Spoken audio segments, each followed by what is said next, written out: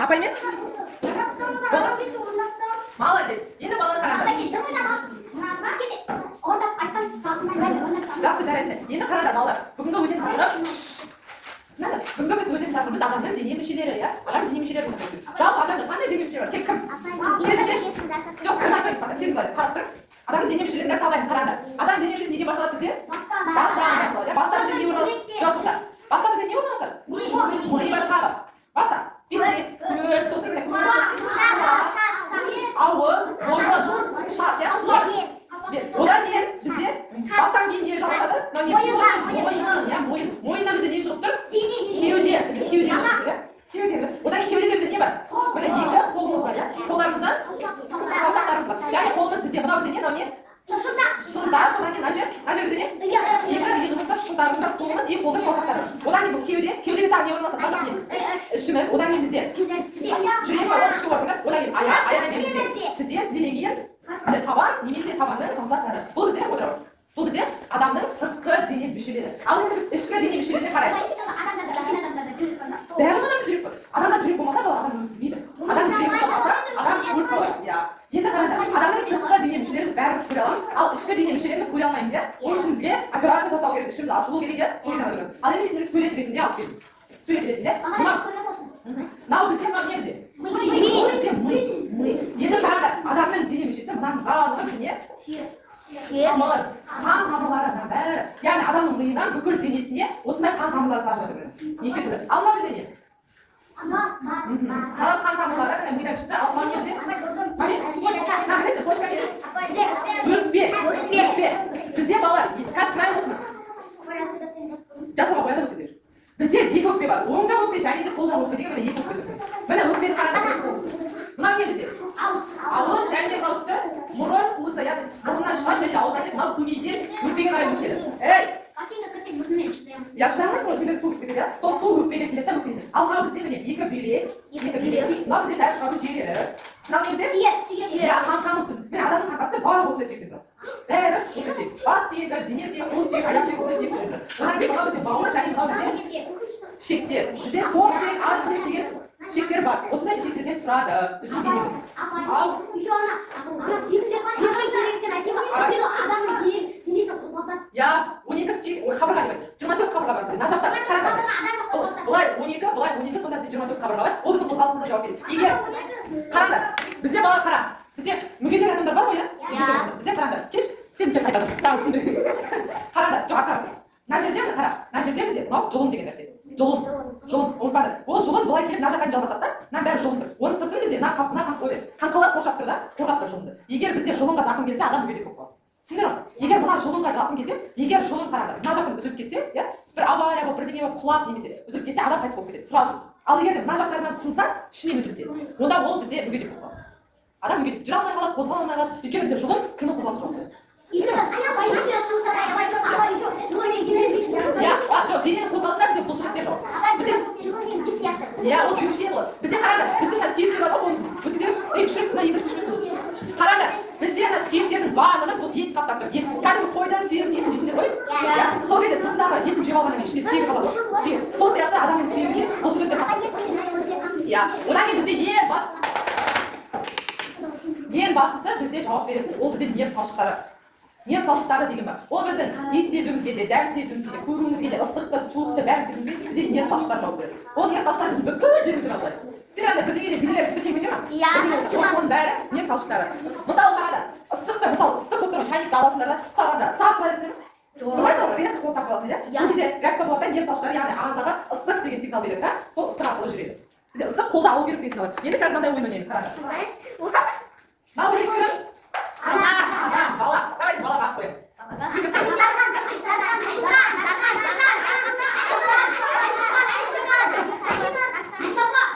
Енді қараңдар. Енді қараңдар, мына жерде мен адамның дене мүшелеріне сіздер бар шарт болып отырсыңдар ғой. енді қазір келесіңдер да бір-бірден ата-салған оқушы біреуін таңдап соның не екенін айтасыздар сосын жазасыздар. Иә? Нені? Сен мысалы сен бастайсың деген. Мен қазір көрсетемін. Біреуін таңда. Біреуін таңда қайсысы? Бір сызық таңда. Мына сызық таңдады. Бұл қай жерге келіп тұр? Мына не? Ол. Мына жерге қол деп жазасыз. Ол деп жазасыз. Ол. Өстіп адамның дене мүшелері жазып келді аға екенсің. Қайсысын таңдайсың? Қайсысын таңдайсың? Бұл не істейді? Жоқ. nasıl kapat kaçıyor. Hani kulak dedi nasıl? Kulak.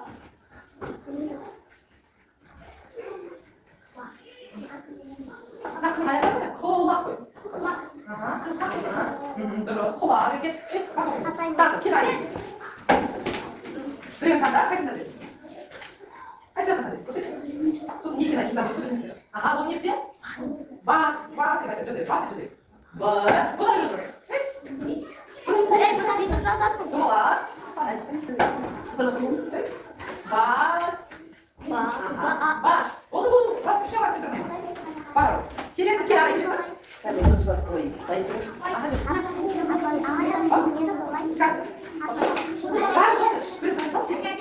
하나 보이지? 키우지. 뭐지? 키우지면 돼? 진짜 키우지. 그럼 이거 또 키우지. 기. 하나. 우. 기. 저 시간. 기. 하나. 하나. 이렇게 봐. 무슨이? 아야. 양주 넣으세요. 아야. 넣으세요. 야. 너무 깨끗하다. 아야. 걔 마음. 걔네 마음. 뭐지? 아야. 아빠의 아영 한번 만졌고. 얘죠. 갖다 키. 딱 마음대로 보여줘.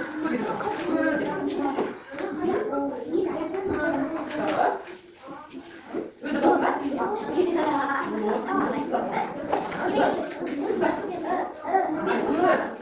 그냥 나가자. 너 시작해. 아? 그리고 간다. 생겼어. 아시면. 무슨 일? 아약은? 사우스타. 사우스타.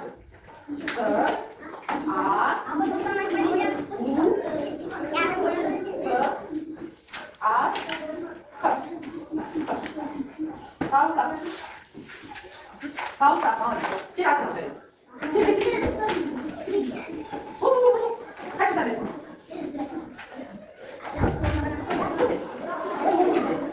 아니, 드디어 마을이잖아. 드디어. 이제 추천을. 축하한다, 축하. 뭔가? 야, 니네 거 실수 있어. 나는 실수 있어.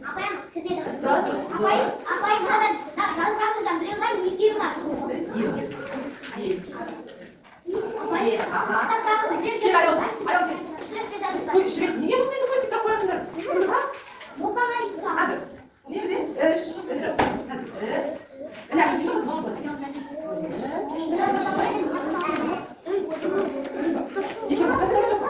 이게 뭐다? 나가 못 잡아.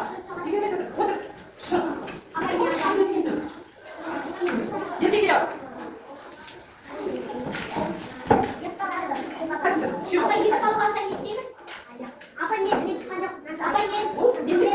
молодец. 모연.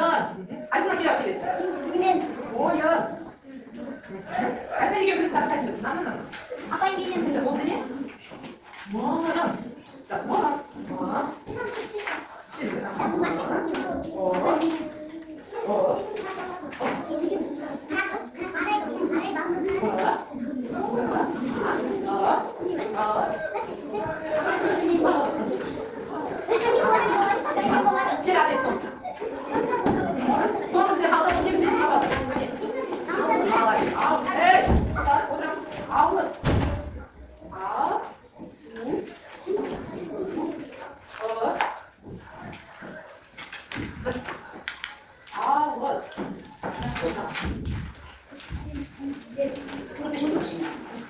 Yine bana sonra bir tane dili çiğ kadar bulur ki.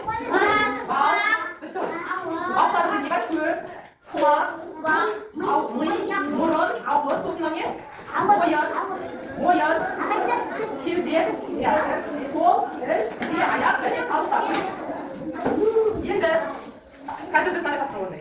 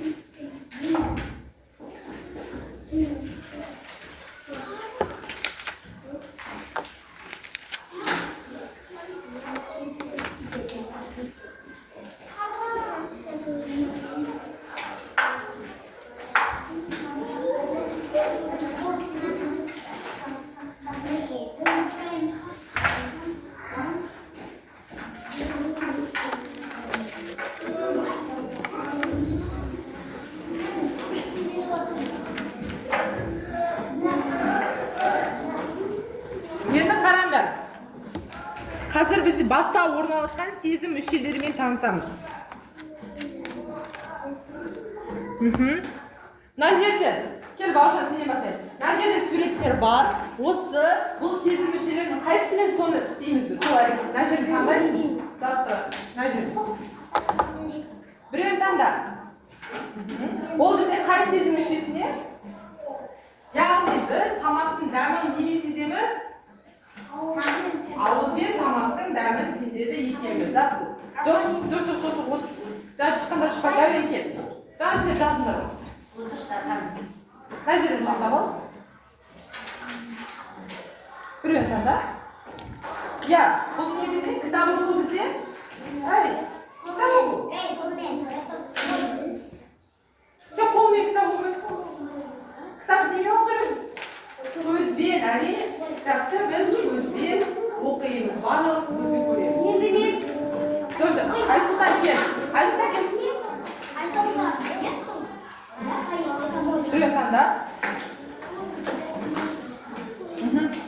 Біз енді ыстықты, отты немен сеземіз? Жоқ, ыстықты. Жаңа айттым ғой, қолымызды тартып аламыз. Қолымызбен сеземіз ыстықты деп. Егер ыстық болса, біз қолымызды тартып аламыз. Жоқ, Айсер шығады, Айсер. Айсер кел. Бағана істемдер шықпайды. Одан кейін істемеймдер шығады. Сонда бәрін шығасыңдар. Екен білесіңдер да? Телефонды біз Telefonda естейміз. Телефонда сөйлескен кезде біз естейміз. Şimdi соңғысы қалды. Кел аяқтап. Соңғысы қалды бізде. Бұл не?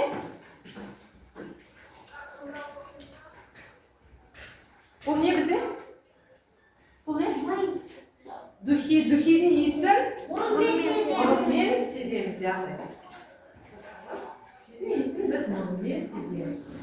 Яғни бізде сезім мүшелері қандай екен сонымен?